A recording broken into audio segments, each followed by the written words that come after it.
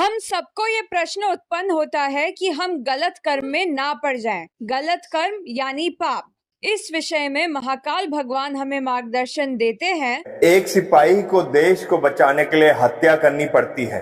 किसी का जीवन बचाने के लिए कई बार झूठ भी बोलना पड़ता है। पाप और पुण्य अगर कृत्य से निर्धारित करा जा सकता तो शायद पशु योनि भी अपने कर्म सुधारने में सक्षम होती। पशुओं के पास वो चेतना नहीं है जो मनुष्य के पास है, और चेतना इस बात को जानने की कि वह सर्वप्रथम क्या है। जिस दिन मनुष्य पहली बार ये भूल जाता है, जाने अनजाने में ही सही, कि वो परम चेतना की अवस्था है, उस दिन उस मनुष्य से पहला पाप घटित होता है और उसके बाद पापों की श्रृंखला बढ़ती जाती है, क्योंकि वो अपने मूल स्वरूप से जो वो स्वयं नहीं है उसे स्वयं मानकर कुछ करता जाता है और एक के बाद दूसरी पाप की श्रृंखला में गिरता जाता है।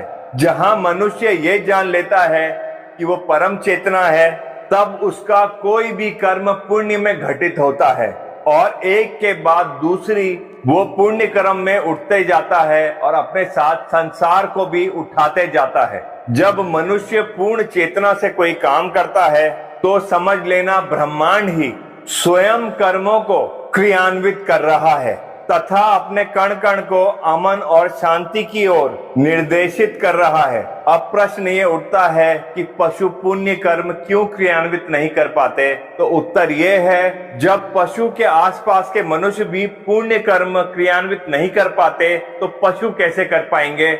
ऐसे महात्मा रहे हैं जिनके आसपास के पशु परमहंस घोषित किए गए हैं और कारण केवल एक था, वो पशु परमहंसों के निकट वास करते थे।